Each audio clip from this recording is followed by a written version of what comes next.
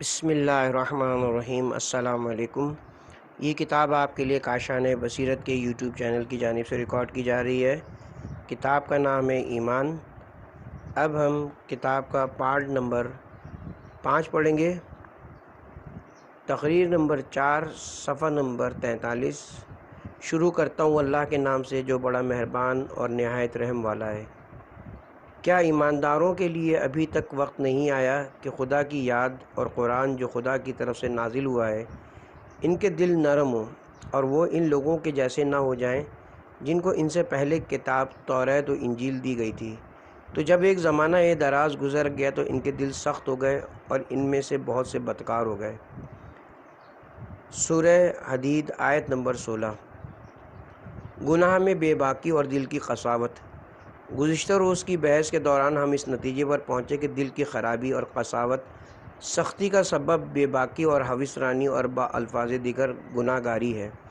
اتفاقی گناہ نہیں بلکہ گناہ میں بے باکی، کسی کا حق پائمال ہو تو ہو، کسی کی عزت چلی جائے یا کسی کا مال چلا جائے تو ہماری بلا سے یہ ہمیں کیا کرنا، ہماری صحت پر کیا اثر پڑے گا، کسی کا نقصان ہو تو ہو، یہ سب چیزیں دل کی قساوت، سختی اور ایمان کے نہ ہونے سے پیدا ہوتی ہیں۔ امام پنجم حضرت امام محمد باقر علیہ السلام کی ایک روایت اصول کافی سے بیان کرتا چلوں۔ آپ فرماتے ہیں کہ نہیں ہے کوئی عبد مومن مگر یہ کہ اس کا دل صاف ہو۔ جب پیدا ہوتا ہے تو اس کا دل پاک ہوتا ہے، جب تک گناہ نہیں کرتا پاکیزہ رہتا ہے، اور گناہ کرنے کے بعد ایک سیاہ نقطہ اس کے شفاف دل میں پڑ جاتا ہے۔ اگر توبہ کر لے تو زائل ہو جاتا ہے، لیکن اگر لگاتار گناہ کرتا رہے تو آہستہ آہستہ دل کی سیاہی بڑھتی جاتی ہے، یہاں تک کہ تمام دل زنگ آلود ہو کر سیاہ ہو جاتا ہے، اور جب سیاہی تمام دل کو گھیر لیتی ہے تو اس پر کوئی نصیحت اثر نہیں کرتی بلکہ گاہے کفر کی طرف لے جاتی ہے اور وہ کفر کا اظہار کرنے لگتا ہے۔ نیز آپ کا فرمان ہے کہ کوئی چیز دل کے لیے گناہ سے زیادہ نقصان دہ نہیں ہے۔ مسلمانوں دل کی سختی سے ڈرو، گناہ مت کرو۔ اگر خدا نخواستہ کوئی گناہ اتفاقاً پیش آ جائے تو اسے فوراً ہی توبہ کے ذریعے دھو ڈالو، استغفار کے ساتھ اس کے اثر کو زائل کر دو۔ دیرینہ نفسانی خواہشات اور دل کی سختی۔ اب گناہ کے علاوہ وہ چیزیں جو دل میں قساوت، سختی پیدا کرتی ہیں اہل بیت اطہار کے اقوال کی روشنی میں فہرست وار ذکر کر دوں۔ دل کی سختی کا باعث بننے والی چیزوں میں ایک دیرینہ خواہشات و تمنائیں ہیں۔ اپنی دنیاوی خواہشات کو طویل نہ کرو کہ یہ دل میں سختی پیدا کرتی ہیں۔ لمبی امیدیں یا دیرینہ آرزو کیا ہے؟ اعمال یعنی طویل نفسانی خواہشات جنہیں کرنے کو دل چاہے، ایسی خواہشیں جن کا حصول مدت طلب ہو، ایسی خواہشات آرزویں جن کی تکمیل میں عرصہ دراز درکار ہو، دل کی سختی قساوت کا باعث بن جاتی ہیں۔ ایسے قلب میں کون حق تعالیٰ کے لیے عاجزی اور انکساری اور ایمان پیدا کر سکتا ہے، کیونکہ اس کا تو دماغی کہیں اور ہوتا ہے۔ اگر ایسا شخص نماز پڑھتا ہے تو عادت کی وجہ سے، دل کے بہلاوے کے لیے یا پھر عذاب الہی کے خوف سے، یہ ظاہری عبادت ہے، نہ کہ اللہ تعالیٰ کے لیے ایمان اور خشوع و خضوع کے ساتھ۔ دیرینہ آرزوؤں نے اسے ہلاک کر دیا ہے۔ حجاج ملعون اور موچی کی خام خیالی۔ راغب اصفہانی نے اپنی کتاب المحاضرات میں لکھا ہے کہ ایک رات کو حجاج ملعون نے شب میں اپنے 2-3 سپاہیوں سے کہا کہ میں شہر میں گھوم پھر کر رعایا کے حالات کا ایک جائزہ لینا چاہتا ہوں۔ وہ بازار سے گزر رہا تھا، دکانیں بند تھیں، اس نے دیکھا ایک موچی اپنی دکان کے اندر چراغ جلائے رات گئے تک جوتی سی رہا ہے۔ نزدیک جا کر جھانکا تو دیکھا کہ تنہا کام میں مشغول ہے اور خود سے باتیں کر رہا ہے۔ اسے بڑی حیرت ہوئی، غور سے سنا تو کہہ رہا تھا، آخر کب تک اس طرح زندگی بسر کرتا رہوں؟ یہ تو کوئی بات نہ ہوئی بھائی، کچھ سوچ مستقبل کی۔ خود ہی اپنے سوال کا جواب دیتے ہوئے کہتا ہے، ہاں ترکیب ذہن میں آ گئی، ایسا کرتے ہیں کل سے اپنی آمدنی کا نصف جمع کرنا شروع کر دیتا ہوں۔ اس طرح 1 مہینے میں اتنے، سال میں اتنے، اور خیال میں لاکھوں روپے جمع کر لیے اور چند منٹ میں کروڑ پتی ہو گیا۔ پھر کہنے لگا، ہاں تو بڑا آدمی بننے کے بعد میں حجاج کی بیٹی سے نکاح کر لوں گا، اپنی ساری دولت میں اسے دے دوں گا، کسی منصب پر فائز کر دے گا، میرے خیال میں وہ اپنی لڑکی مجھے بھیج دے گا۔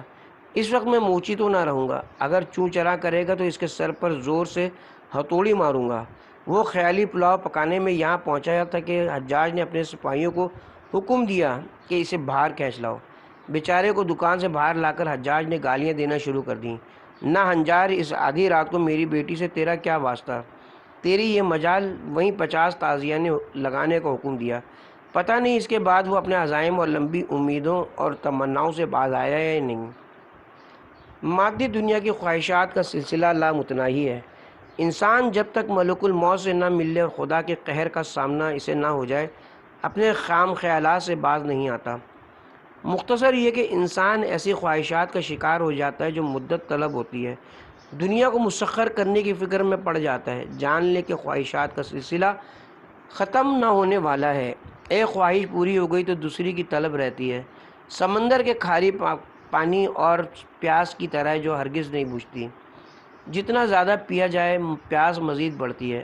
اگر کوئی مادی خواہشات کے جال میں پھنس گیا تو اس سے اس کا نکلنا محال ہوگا اور عمر اس طرح تمام ہو جائے گی۔ موت کی دہلیز پر بیٹھے افراد سے پوچھئے کہ وہ تمام خواہشوں کی تکمیل کر سکتے ہیں یا نہیں۔ کہیں گے کہ 1% خواہشیں بھی پوری نہ ہو سکیں۔ جو بھی دنیا کا طالب ہوا ناکام رہے گا۔ آرزوؤں کی کوئی انتہا نہیں ہے، چاہے کوئی کھرب پتی ہو یا بالکل کنگال، سب کا حال ایک ہی ہے۔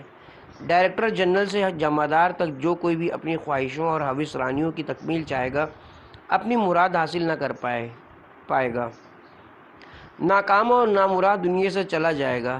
1000 میں سے ایک خواہش بھی نہ حاصل کرنے والے شخص، تیری آرزوئیں اس قدر بڑی ہوئی ہیں کہ شاید تجھے یہیں رہنا ہے۔ یہ کیوں نہیں سوچتا کہ ایک دفعہ اگر سانس چلی گئی تو دوبارہ واپس نہیں آئے گی؟ اگر نعوذ باللہ خواہشیں پوری ہو بھی رہی ہیں اور طاقت دولت کی ریل پیل اور جوانی بھی ہے، تو کیا ایسا شخص صاحب دل ہو سکتا ہے؟ 700 سالہ عمر کے لیے گھر کی ضرورت نہیں۔ اعمالی الاخبار میں روایت درج ہے کہ ایک پیغمبر کی ملاقات ایک راہب سے ہو گئی جو پہاڑ کے دامن میں بیٹھا عبادت کر رہا تھا۔ اس کے پاس گرمی سردی سے بچاؤ کا کوئی سامان نہ تھا، نہ گھر تھا نہ در۔ پیغمبر نے سوال کیا، کب سے یہاں ہو؟ کہا، برسوں گزر گئے۔ پوچھا، تو پھر تم نے کوئی رہنے کا ٹھکانہ کیوں نہیں کیا؟ سردی اور گرمی سے بچاؤ کے لیے کچھ تو کرتے۔ جواب دیا، جب بارش ہوتی تو اس غار میں چلا جاتا ہوں۔ آخر اتنی زحمت کیوں کروں؟ دنیا میں رہنے ہی کتنے روز ہیں، مکان کس لیے تیار کروں؟ چند سال قبل میں نے ایک پیغمبر کو دیکھا تو ان سے پوچھا، میں دنیا میں کب تک رہوں گا؟ فرمایا، 700 سال سے زیادہ نہیں جیو گے۔ بھلا 700 سال بھی کوئی عمر ہے جو میں اس کے لیے گھر بناؤں؟ پیغمبر نے کہا، آخر میں ایک ایسا زمانہ آئے گا جب انسان کی عمر 100 سال سے زائد نہیں ہوا کرے گی، لیکن اس کے باوجود لوہے اور پتھروں کے مضبوط سے مضبوط عالی شان عمارتیں تعمیر کی جائیں گی۔ راہب نے کہا، اگر میری عمر 100 سال ہوتی تو میں اسے ایک ہی سجدے میں تمام کر دیتا۔ البتہ ہم لوگ اس خیال میں نہیں رہتے کہ عمر آخر کتنی ہے، اس قدر لمبی خواہشوں کا شکار ہیں کہ انہوں نے ہمیں اندھا بہرا کر دیا ہے، اپنی عمر کا حساب بھی نہیں کرتے۔ جبکہ پیغمبر گرامی کی پیشگوئی درست ثابت ہو رہی ہے کہ میری امت کے افراد کی عمریں 60 سے 70 برس تک ہوں گی۔ لہذا جس کی عمر 60 برس ہو گئی، گویا وہ موت کی سرحد پر آن پہنچا۔ 60 سالہ بوڑھے اور خواہشوں کا یہ عالم، ہوا و ہوس اور لالچ و حرص کی کوئی حد نہیں۔ اگر 10 لاکھ ہیں تو چاہتے ہیں کہ 1 کروڑ کے مالک کیوں نہیں ہیں؟ بنی آدم 2 خصلتوں کا حامل ہے، طویل العمر کی لالچ اور مال و دولت کی حرص۔ جب جوان تھے تو اگر اپنے کسی عزیز کو مشکل میں دیکھتے تو متاثر ہو کر اس کی مدد کرتے تھے، اور اب جب کہ کروڑ پتی اور بوڑھے ہو گئے ہو تو کسی کی مدد نہیں کرتے۔ کہیں ایسا نہ ہو کہ مال کم ہو جائے۔ عمر کے بڑھنے کے ساتھ ساتھ اخلاقیات میں بھی تبدیلی آ جاتی ہے، رویہ بالکل بدل جاتا ہے۔ 2 ماہ کے لیے قرض اور طولانی آرزو۔ اصول کافی سے ایک اور واقعہ بیان کروں تاکہ اسلامی تربیت سے بیشتر واقفیت ہو جائے۔ اسامہ بن زید نے 2 ماہ کی مدت کے وعدے پر لونڈی ادھار خریدی۔ اب جو یہ قرض کے معاملات طے کرتے ہیں، جو طمع و لالچ کرتے ہیں، یہ کس بنیاد پہ کرتے ہیں؟ کیا آپ کے پاس خدا کی طرف سے زندگی کی مہلت ہے؟ کیا آپ کے پاس کوئی بینک بیلنس ہے جو آپ چیک دے رہے ہیں؟ لالچ مت کریے، یہ اسلامی احکامات کے خلاف ہے۔ اسامہ کی خبر رسول گرامی کے کانوں تک پہنچی تو آپ نے فرمایا، اسامہ طویل آرزو رکھنے والا شخص ہے۔ معلوم ہوتا ہے تمہیں موت کی فکر نہیں ہے، کیا تمہیں یقین ہے کہ تم 2 ماہ تک زندہ رہو گے؟ میں یہ نہیں کہتا کہ قرض کے معاملات نہ کرو، ممکن ہے کہ پہلے مر جاؤ۔ کوشش کرو کہ جب تمہیں موت آئے تو تم پر کوئی قرضہ نہ ہو۔ اپنے پیٹ کو کنٹرول میں رکھو، وسائل دنیا کو کم کرو، اس بات کا انتظار نہ کرو کہ تمہارا قرضہ تمہارا وارث اتارے گا۔ بے جا قرضہ آخر کس لیے لیتے ہو؟ جہاں تک ممکن ہو قرض کے بوجھ تلے مت دبو، موت کو مت بھولو۔ موت پیغمبر گرامی کی نظروں میں رہتی تھی۔ ہمارے نبی فرماتے ہیں، میں کوئی لقمہ اپنے منہ میں ایسا نہیں ڈالتا جس کی امید مجھے حلق سے اترنے کی ہو، یعنی شاید اجل اجازت نہ دے کہ لقمہ نیچے چلا جائے۔ رسول خدا موت کو اس قدر نزدیک مانتے ہیں، اور تم جو کہ ان کے امتی ہو، کیا تم میں حضور کے اس طرز عمل کی بو نہیں ہونی چاہیے؟ مولا امیر المومنین علیہ السلام وصیت فرماتے ہیں، اے علی کے چاہنے والو، علی کے شیعو، میں تمہیں وصیت کرتا ہوں کہ آؤ مولا علی کے اس وصیت نامے پر عمل کرو، اپنی موت کو زیادہ سے زیادہ یاد رکھو، گھر سے نکلو تو آنے کی امید مت رکھو۔ ایسے کتنے لوگ ہیں جو جا کر واپس نہ آ سکے۔ حقیقت میں اپنی عمر پر بھروسہ نہ کرو، شاید تمہیں کل نصیب نہ ہو۔ جب سو جاؤ تو اٹھنے کی امید نہ رکھو، شاید سوتے سوتے جان نکل جائے، موت آ جائے۔ اور جو لوگ نہیں مرے ان کی روحیں ان کی نیندیں کھینچ لی جاتی ہیں، پس جن کے بارے میں خدا موت کا حکم دے چکا ہے ان روحوں کو روک رکھتا ہے۔ سورہ زمر آیت نمبر 42۔ موت سے اپنی غفلت کو کم کرو تاکہ دل نرم ہو۔ نرم دل میں ہی حق تعالیٰ کے لیے عاجزی پیدا ہوتی ہے۔ جب تک دل نرم نہیں ہوتا اس میں حق تعالیٰ کے لیے خضوع و خشوع پیدا نہیں ہوتا۔ مومن وہ ہے جو نرم دل اور مطمئن ہوتے ہیں۔ موت کے ذکر نے ان کے دلوں کو نرم کر دیا ہے۔ زندگی کا بھروسہ نہیں، لہذا وعدہ نہیں کرتا۔ ایک شخص نے امام محمد باقر علیہ السلام سے رقم مانگی، فرمایا نقد نہیں ہے۔ کہنے لگا میں کسی کا مقروض ہوں، آپ کی پناہ میں آ گیا ہوں۔ امام نے فرمایا نقد تو میرے پاس نہیں ہے، کچھ مال آنے والا ہے، بک جائے گا تو تیرا قرضہ ادا کر دوں گا۔ اس شخص نے کہا پس مولا آپ وعدہ کر لیں کہ ادا کر دیں گے۔ آپ نے فرمایا مجھے اپنی زندگی کا اطمینان نہیں ہے، تم سے کس طرح وعدہ کر لوں کہ تمہارا قرضہ ادا کر دوں گا۔ عمر ابن سعد ملعون کو ذرا دیکھیے کہ رے کی ملکیت کا خواہاں ہے، کم وقت اپنی اس بیہودہ خام خیالی کو عملی جامہ پہنانے کی خاطر امام حسین علیہ السلام کو قتل کرنے کے درپے ہو جاتا ہے۔ اگر جہنم میں چلا گیا تو کیا ہوا، توبہ کر لوں گا، فی الحال رے کی حکومت تو حاصل کر لوں۔ اسے موت کے امکان کا خیال نہیں تھا، شاید اس سے پہلے مجھے موت آ جائے۔ تقریر نمبر 5 صفحہ نمبر 53۔ کیا ایمانداروں کے لیے ابھی تک وقت نہیں آیا کہ خدا کی یاد اور قرآن جو خدا کی طرف سے نازل ہوا ہے ان کے دل نرم ہو اور وہ ان لوگوں کے جیسے نہ ہو جائے جن کو ان سے پہلے کتاب توریت و انجیل دی گئی تھی؟ تو جب ایک زمانہ دراز گزر گیا تو ان کے دل سخت ہو گئے اور ان میں سے بہت سے بدکار ہو گئے۔ حد سے زیادہ کھانا پینا سونا اور باتیں کرنا دل میں سختی پیدا کرتا ہے۔ خشوع قلب برائے حق تعالیٰ، ایمان با حق اسی وقت ہوتا ہے کہ جب انسان قساوت کے مرض سے نجات پا لیتا ہے۔ دل کی زیادہ سختی کے اسباب کا گزشتہ روز کی بحث میں تذکرہ کیا گیا، جو کہ دیرینت طویل المدت آرزوؤں سے عبارت ہے۔ دل کی سختی کے دیگر اسباب میں جو سر فہرست عوامل ہیں ان میں زیادہ کھانا اور زیادہ سونا بھی شامل ہیں، جن کی طرف اہل بیت اطہار نے روایات کے ذریعے توجہ مبذول کرائی ہے۔ خواہی نہ خواہی دل سخت ہو جاتا ہے اور اس میں مزید خضوع و خشوع نہیں رہتا۔ زیادہ سونے، زیادہ کھانے پینے اور زیادہ باتیں کرنے والے یہ تینوں پروردگار عالم کے غضب کا شکار رہتے ہیں، خصوصاً زیادہ کھانے والا اور زیادہ سونے والا۔ بے شک اللہ شکم پوری کو پسند نہیں کرتا۔ مت کہو کہ میں تو حلال کی کمائی سے کھاتا ہوں، یہ بات اپنی جگہ درست ہے۔ اللہ کرے کہ تم ہمیشہ لقمہ حلال کھاؤ، لیکن مسئلہ زیادہ کھانے کا ہے۔ حد سے زیادہ کھانے پینے سے دل میں سختی پیدا ہو جاتی ہے۔ خوراک کی مقدار نسبی ہے، اگر آپ نے ایک لقمہ زیادہ کھا لیا تو یہ آپ کی روح کے لیے نقصان کا باعث ہے۔ ساتھ ہی کوئی شخص یہ نہیں کہہ سکتا کہ انسانی خوراک کی مقدار مکمل طور پر کتنی ہونی چاہیے۔ اس کی کوئی خاص مقدار نہیں، کوئی خاص میزان نہیں، یہ ہر فرد اپنی ضرورت کے مطابق کھانا کھاتا ہے، یہ اس کی جسمانی ساخت پر منحصر ہے۔ ایک محنتی جوان کی خوراک میں ایک اور گوشے سے لگے ہوئے بوڑھے شخص کی غذا کی مقدار میں فرق ہوتا ہے۔ اصل چیز یہ کہ انسان یہ سمجھے کہ خوراک سے استفادے کی غرض کیا ہے، کھانا کھانا کیوں ضروری ہے۔ خوراک کے استعمال کی غرض بدل ما یتلہل ہے، یعنی انسانی جسم کی ساخت فطری حرارت رکھتی ہے اور یہ دم بدم تحلیل ہوتی رہتی ہے۔ بدن کے اجزاء کو خوراک کی فراہمی ہوتی رہنی چاہیے، پانی پہنچتا رہے، جیسے موٹر گاڑی کو پیٹرول گاڑی کے لیے کیسا ہے، جب یہ چلتی ہے تو پیٹرول کم ہوتا رہتا ہے اور اگر ختم ہو جائے تو گاڑی رک جاتی ہے۔ خوراک بھی یہی عمل کرتی ہے، پیٹرول کا حکم رکھتی ہے، یعنی جو چیز بدل سے تحلیل ہو رہی ہے اس کی جگہ کو پر کرے تاکہ تقویت ملتی رہے۔ بدن کی سلامتی کے لیے خوراک میں لذت پیدا کی گئی ہے۔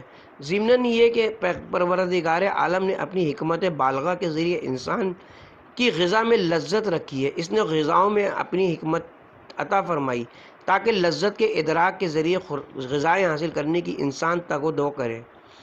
بدن بغیر غذا کے ڈھیلا نہ پڑے، یہ اس مالک کا بڑا احسان اور خاص لطف و کرم ہے۔ لہٰذا غذا بدن کی کمزوری اور انحلال سے بچنے کا ذریعہ ہے۔ بعض کا کہنا ہے کہ لذت اللہ تعالیٰ کی خفیہ حکمتوں میں سے ایک ہے کہ اگر کھانے کی لذت نہ ہوتی تو انسان اس کے پیچھے نہ ہٹتا، انسان اس کے پیچھے نہ جاتا۔ سمجھدار آدمی بلا ضرورت کھانا نہیں کھاتا، جتنی معدے کی ضرورت ہو اتنی غذا کھائے گا۔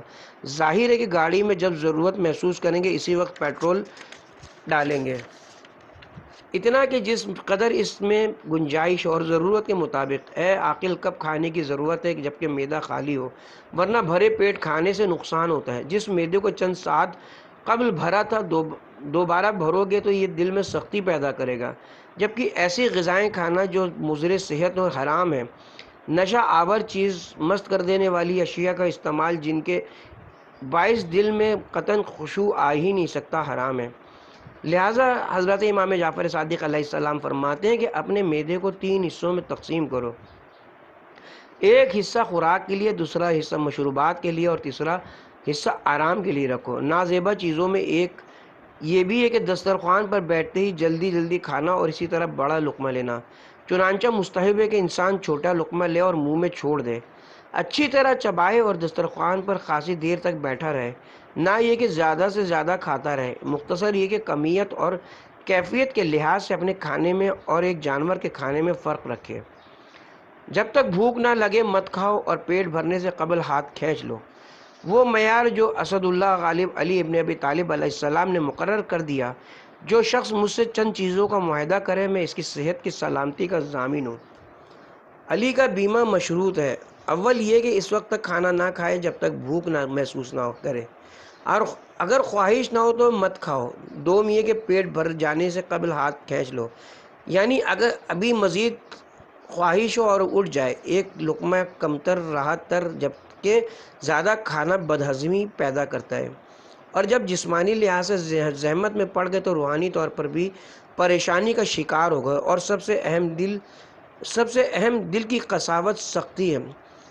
بدن خراب ہوگا تو دل بھی خراب ہوگا۔ امام جعفر صادق علیہ السلام فرماتے ہیں اگر قبرستان جانے کا اتفاق ہو تو اہل قبور سے پوچھو کہ کس بیماری کے سبب موت واقع ہوئی، تو اکثر کہیں گے کہ نظام ہاضمہ کی خرابی کے سبب مرے۔ زیادہ کھانے کے باعث حد سے تجاوز ہو جاتا ہے، معدہ گرانی میں مبتلا ہوتا ہے، بدن خراب ہوتا ہے اور معدے میں فاسد ہو جانے والی غذا توانائی نہیں بخشتی۔ آپ سوچتے ہیں کہ سحری میں چند لقمے زیادہ کھانے سے روزہ صحیح گزرے گا، توانائی بڑھے گی، جبکہ یہ غلط خیال ہے۔ یہ بدن، روزہ اور قلب سب کے لیے مضر ہے۔ گوشت خوری اور اس کی حیوانی صفت۔ گوشت زیادہ کھانے سے بھی قساوت پیدا ہوتی ہے۔ درست ہے کہ حلال جانور کا گوشت کھاتے ہو، لیکن وہی اثر کرتا ہے جس پر حیوان کا گوشت زیادہ کھایا جائے گا۔ اس کی صفات انسان میں پیدا ہو جائیں گی۔ اگر کوئی گوشتفند بھیڑ کا گوشت زیادہ کھائے گا تو اس میں شعور کی آہستہ آہستہ کمی ہوتی جائے گی، لطافت اور روحانیت اور عطف انسانیت اس سے چھنتا جائے گا۔ مرغ کا زیادہ استعمال انسان کو شش و پنج میں مبتلا کرتا ہے، فہم کم ہوتا ہے، مرغ کی مانند کے جو صرف اپنے دانے سے سروکار رکھتا ہے، اس کی عقل بھیڑ کے بچے سے بھی کم ہوتی ہے۔ اگر خدا نخواستہ نجس العین جانور سور کا گوشت کھا لے تو سور کی صفات آ جائیں گی، بے غیرت ہو جائے گا، شہوت پرست، عورت پرست اور شکم پرست ہو جائے گا۔ کسی بھی جانور میں شکم پرستی اور شہوت رانی سور کی مانند نہیں پائی جاتی۔ کسی چیز سے منہ نہیں پھیرتا، کھا جاتا ہے، اور جب وہ اپنی مادہ کی طرف راغب ہوتا ہے تو اس قدر بے حیائی کا مظاہرہ کرتا ہے کہ میلوں تک اسی حالت میں رہتا ہے۔ سنا ہے کہ باہر کے ممالک میں سور کا گوشت استعمال کرنے والے افراد اپنی بیویوں کو دوسروں کے ساتھ دیکھ کر خوش ہوتے ہیں۔ سور کے گوشت نے انہیں سور بنا دیا ہے۔ کہا جا رہا ہے کہ بعض اقسام کے سینڈوچز میں بھی سور کا گوشت ملایا جا رہا ہے۔ خدا نہ خواستہ کئی مسلمانوں میں بھی سور کی صفات نہ آ جائیں۔ نیند اعصابی قوت کے لیے ہوتی ہے، وقت ضائع کرنے کے لیے نہیں۔ زیادہ سونا بھی قساوت کا سبب بن جاتا ہے۔ عاقل شخص کو سونے کی غرض سے واقفیت ہونی چاہیے۔